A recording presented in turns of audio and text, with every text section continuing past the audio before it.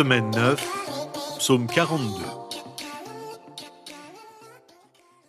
Bonjour et bienvenue à Dieu au quotidien, notre série d'études méditatives sur le livre des psaumes avec le pasteur Tom Holliday. Nous en sommes cette semaine au deuxième jour de notre survol des psaumes 41 à 45 et nous allons étudier ensemble aujourd'hui le psaume 42. C'est un psaume qui pose une question difficile. Que faire quand notre âme est abattue? Au verset 6, le psalmiste se remet en question et demande « Pourquoi être abattu, mon âme, et gémir en moi ?» Il pose à nouveau la même question au verset 12. Au verset 10, il poursuit en disant « Je dis à Dieu, mon rocher, pourquoi m'as-tu oublié? Pourquoi dois-je marcher dans la tristesse, sous l'oppression de l'ennemi? Mes os se brisent quand mes persécuteurs m'insultent et me disent sans cesse « Où est ton Dieu ?» Notre psaume apporte des réponses. Il offre des pistes de réflexion lorsque nous sommes profondément tristes, lorsque tout notre être est abattu. Car nous savons que Dieu prend soin de nous. Nous savons que Dieu est avec nous. Il a aussi des moyens de parler à nos âmes lorsqu'elles sont abattues. Même abattu, le psalmiste ne se sent pas seul. Il parle à Dieu, son rocher. Alors que faire lorsque notre âme est abattue? Eh bien, nous reconnaissons que notre soif est une soif de Dieu. Lisons les 4 premiers versets bien connus de cet hymne magnifique. Comme une biche soupire auprès des cours d'eau, ainsi mon âme soupire après toi, ô Dieu. Mon âme a soif de Dieu, du Dieu vivant. Quand donc pourrais-je me présenter devant Dieu? Mes larmes sont ma nourriture jour et nuit, car on me dit sans cesse « Où est ton Dieu ?» Les auteurs du psaume, des Lévites descendants de Corée au service de la maison de Dieu, ont commencé ce psaume par une image puissante, une biche assoiffée. La soif de cet animal provenait peut-être de la sécheresse ou d'une poursuite acharnée. Dans tous les cas, la biche désirait ardemment l'eau tant elle en avait besoin. De même, l'âme du psalmiste désirait être désaltérée et avait désespérément besoin de Dieu. Le psalmiste n'avait pas soif d'eau, mais de Dieu. Boire et avoir soif sont des images courantes du besoin spirituel de l'homme et de l'approvisionnement de Dieu. Ici, l'accent est mis sur le désespoir du besoin. On peut passer plusieurs jours sans manger, mais la soif témoigne d'un besoin encore plus urgent. La tristesse est toujours un sentiment de manque. La tristesse du deuil est le sentiment de la perte d'un être cher. La tristesse de la maladie est le manque de santé. La tristesse ultime est le sentiment de l'absence de Dieu. C'est la tristesse suprême que notre psaume exprime. Mais le psalmiste sait qu'il peut tout attendre de Dieu. Il ne fait pas de doute pour lui que Dieu est un être vivant, et qu'il l'est au moins dans 3 sens. Lui seul possède la vie en lui-même et par lui-même. Lui seul donne la vie. Lui seul se distingue des dieux morts et sanguinaires des païens.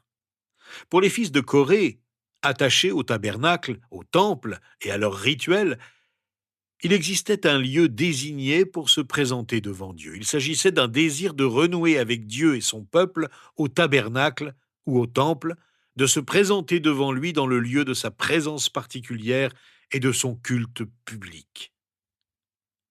Est-ce que votre âme est abattue? Pourquoi attendre pour étancher votre soif de Dieu? Lui seul peut satisfaire votre soif intense. Le succès professionnel, financier et même familial ne pourra jamais satisfaire nos âmes abattues. Recherchons donc passionnément Dieu. Au début du psaume 63, David s'exprime ainsi. « Ô Dieu, tu es mon Dieu, je te cherche. Mon âme a soif de toi, mon corps soupire après toi, dans une terre aride, desséchée, sans eau. » Les larmes de celui qui a l'âme abattue peuvent peut-être s'expliquer de deux manières au moins. Premièrement, elles expriment le chagrin qui pousse le psalmiste à aspirer au soulagement en Dieu. Deuxièmement, elles témoignent de la douleur ressentie face à l'éloignement de Dieu. L'une ou l'autre de ces situations, ou les deux, peut être vraie. Pourtant, le besoin est manifestement profond, immense et pressant. Le problème était aggravé par la présence de ceux qui cherchaient à décourager le psalmiste. Ils voulaient lui faire sentir qu'au moment où il en avait besoin, Dieu était introuvable. Mais c'est lorsque notre âme est abattue que nous ressentons le besoin urgent de rencontrer Dieu. Nous avons tellement soif que nous sommes comme une biche haletante et sans souffle. C'est aussi pendant ces temps de sécheresse spirituelle qu'on se souvient des bons moments passés en présence de Dieu et qu'on se rappelle la fidélité de Dieu. Le psalmiste l'avoue au verset 5. « Je me rappelle avec émotion l'époque où je marchais entouré de la foule, où j'avançais à sa tête vers la maison de Dieu, au milieu des cris de joie et de reconnaissance d'une multitude en fête. » Le souvenir des temps plus heureux rendait le psalmiste encore plus triste. Il pensait aux moments de culte joyeux à la maison de Dieu et se sentait à présent si loin de ses jours meilleurs.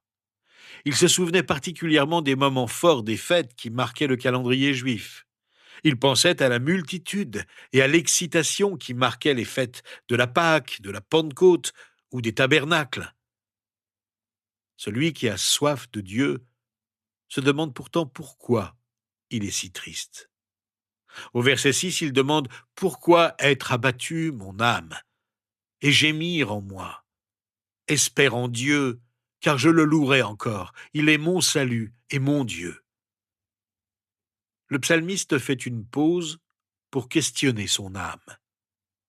Il n'a pas cédé à ses sentiments de dépression et de découragement spirituel. Au contraire, il les a mis au défi et les a présentés à Dieu et dit « Espère en Dieu, il interviendra à nouveau car il l'a déjà fait. » On est bien loin de l'abandon qui piège souvent la personne découragée ou spirituellement déprimée. Le psalmiste n'a pas dit « Mon âme est abattue, c'est comme ça, je n'y peux rien ». Le défi lancé à sa propre âme, lui demandant d'expliquer pourquoi elle était si abattue, en est un merveilleux exemple. Il y avait des raisons valables de se décourager, mais en y réfléchissant, le psalmiste en conclut qu'elles ne sont pas suffisantes pour rester abattu au regard de la grandeur de Dieu et du secours de sa faveur et de sa présence. Le résultat n'est pas d'atténuer son sentiment de tristesse, mais plutôt de le mettre en juste relation avec Dieu. Il faut se prendre en main, s'adresser à soi-même, se remettre en question. Il faut dire à son âme « Pourquoi es-tu abattu ? Pourquoi t'inquiètes-tu » Le psalmiste s'interroge sur les raisons de son abattement, mais porte à nouveau son attention sur les bons souvenirs, sur les moments de bénédiction et de sérénité quasi nostalgique. Il dit au verset suivant « Mon âme est abattue en moi.